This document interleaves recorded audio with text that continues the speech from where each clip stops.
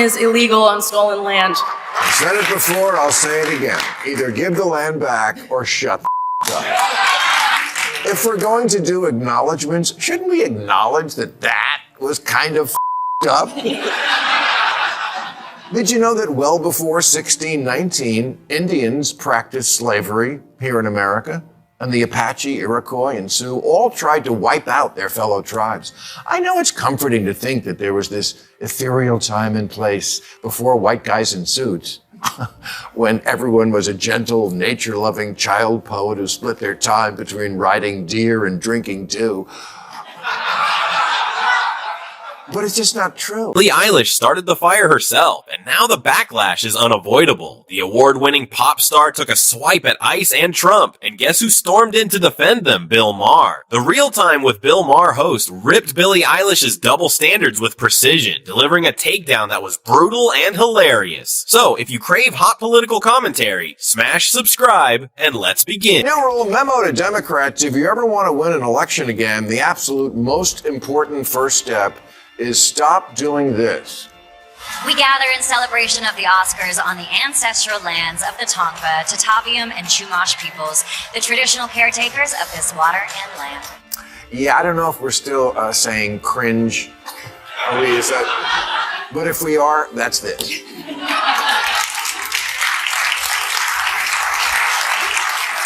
I've said it before, I'll say it again. Either give the land back or shut the fuck up.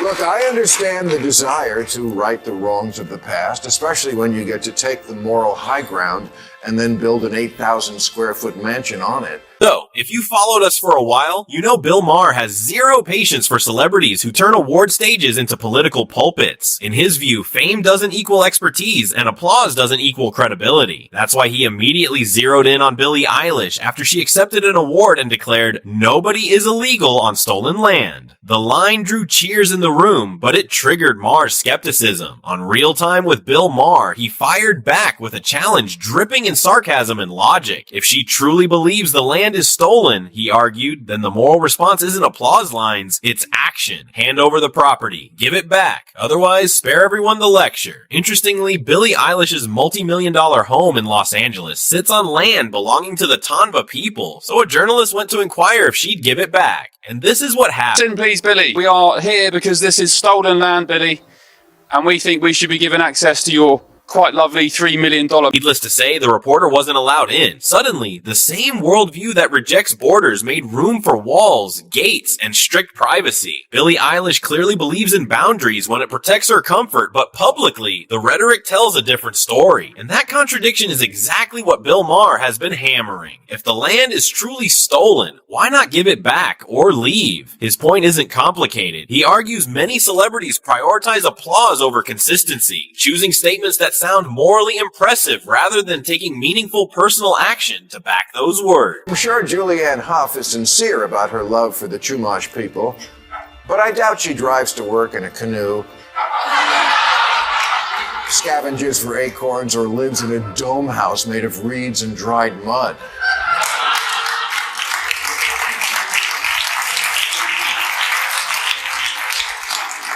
That's Woody Harrelson. Bill Maher has also taken aim at other celebrities and public figures who recite land acknowledgements like a ritual, calling the whole performance deeply hypocritical. And honestly, it's hard to ignore the contradiction. Many people claim solidarity with Native Americans in speeches and ceremonies, but very few are willing to make personal sacrifices that would match their words. They won't adopt the lifestyle, give up property, or relinquish privilege, but they'll happily deliver poetic sympathy from a stage. During the administration of Joe Biden, land acknowledgement phrases became almost mandatory in official events, repeated so often they began to sound scripted. Yet Maher's central question remains unanswered. What tangible action followed all those statements? No land transfers, no systemic change, just applause, headlines, and moral posturing that made speakers look virtuous without demanding anything real in return. Thank a tribe for Hollywood. Start with the Jews.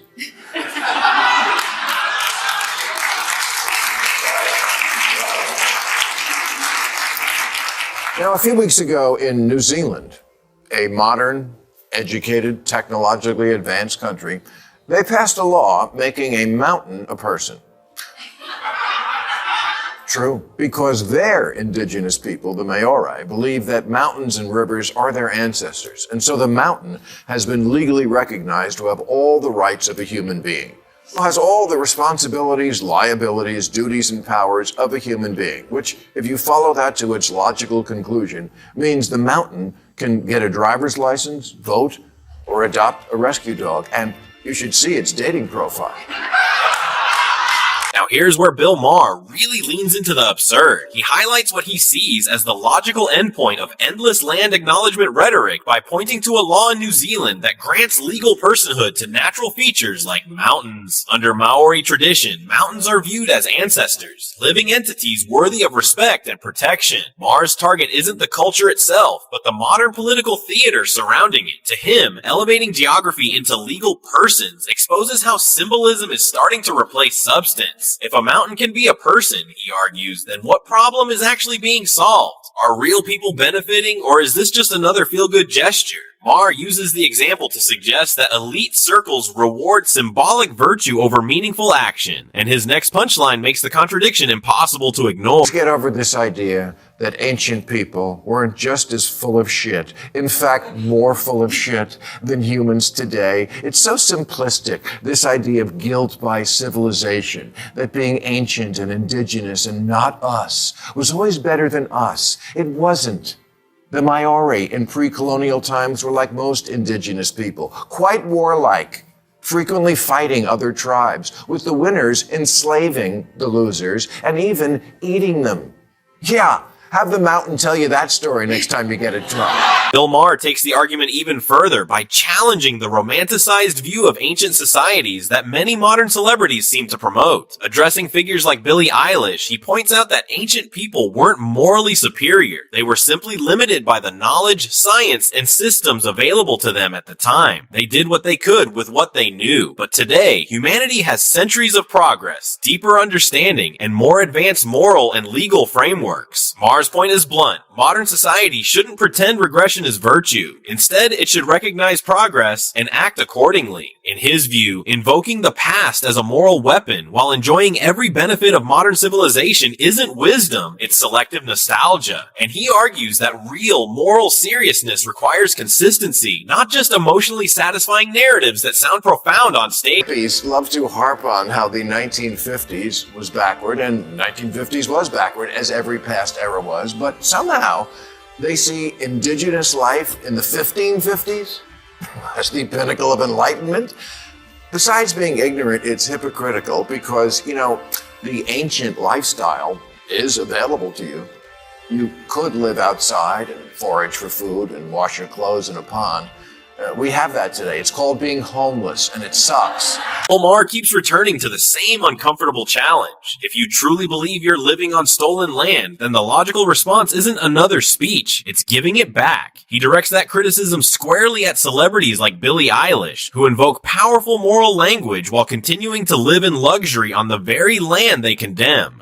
Maher's argument isn't subtle. He suggests that conviction without sacrifice is just performance. And he pushes the point even further. If modern civilization is supposedly inferior to ancient ways of life, then why cling to its comforts? Why not abandon the mansions, the security, and the privilege? His critique centers on consistency. It's easy to praise simpler times in theory, but much harder to actually surrender the benefits of modern life. According to Maher, true belief isn't proven through words, but through the willingness to live by. Bill, they lived in harmony with nature. Yeah, they had to because no one had invented the toilet yet.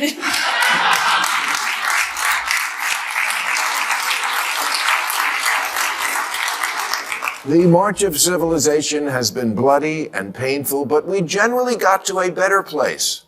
Not a worse one. And not just technologically, but how we treat each other. Did you ever see the movie Apocalypto? Where the peaceful, enlightened Mayans built a big ziggurat so they could literally make heads roll in order to appease the gods and make it rain. Yeah, you don't see that on the Land O'Lakes box. Maher ultimately boils his argument down to one core idea. Civilization is the story of constant movement and progress. Humans have migrated, settled, conquered, and rebuilt for thousands of years. By that standard, living on land once inhabited by others isn't some unique modern sin. It's part of the entire human timeline. Maher argues that branding today's people as morally illegitimate ignores how history actually works. Borders shifted. Nations rose and fell, populations mixed and moved. None of this began in the modern era, and it certainly didn't end here. His point isn't to dismiss history, but to reject the idea that modern individuals must carry permanent guilt for processes they didn't personally control. To him, progress means building something better now, not endlessly condemning the present for the realities of the distant past. To do acknowledgments, shouldn't we acknowledge that that was kind of fucked up? Did you know that well before 1619, Indians practiced slavery here in America? And the Apache, Iroquois, and Sioux all tried to wipe out their fellow tribes.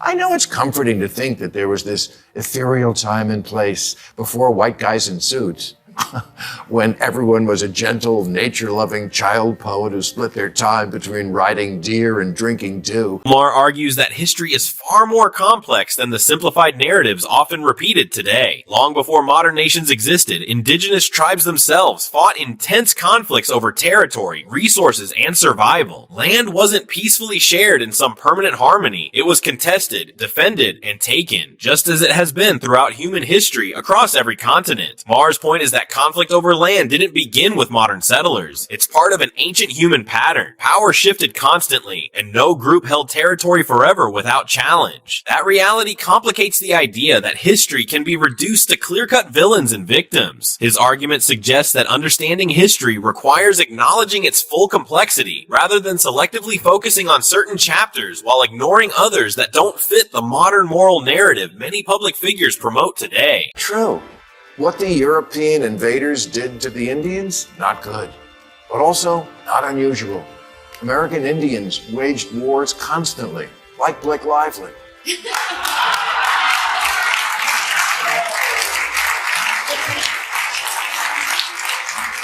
And the Comanche were polygamists whose leaders could bear children with a dozen women, like Elon Musk. Maher reduces his argument to what he sees as a simple reality. History isn't a straight line of pure victims and pure oppressors. He criticizes celebrities and progressive politicians who repeat land acknowledgments as if ownership were always clear and morally absolute. In Maher's view, ancient societies weren't uniquely virtuous. They were human. They fought wars, defended territory, and claimed land from rivals, just as countless civilizations have done across time. That raises an uncomfortable question. If land changed hands repeatedly even before modern nations existed, how far back do you go to determine true ownership? And who decides? Maher argues that symbolic statements often ignore this complexity. To him, repeating moral declarations without acknowledging the full scope of human history risks oversimplifying reality, replacing nuanced understanding with rhetoric that sounds powerful but leaves the deeper questions unresolved. Horseshit isn't any better than its modern version. That's all I'm saying. Today in America, we have something called corporate personhood, which has gone a long way to corrupting our elections. But that's what we go by, that corporations are people. They're not, and neither are mountains. The heart of Bill Maher's critique is a call for honesty, consistency, and perspective. Celebrities like Billie Eilish may believe they're advancing justice by calling out stolen land, but Maher highlights the disconnect between words and action. If the belief is genuine, he argues, it demands personal sacrifice, not just applause lines and speeches. History, he reminds us, is messy. Ancient peoples weren't paragons of virtue. They fought, conquered, and reclaimed land just like any other humans throughout time. Modern civilization, with its knowledge, institutions, and moral frameworks, is far from perfect, but it represents progress, not guilt for inherited circumstances. Maher's ultimate point is that symbolic gestures like land acknowledgments, while emotionally satisfying, don't solve the underlying problems. True understanding and moral responsibility come from action informed by context, not virtue signaling. Until words are matched with deeds, it's all just performance, and Maher spares no one from calling it out. And on this note, we draw the curtains on today's video. If you enjoyed it, then hit the like button and subscribe to this channel for more videos like this. Thanks for watching, and I'll see you in the next one.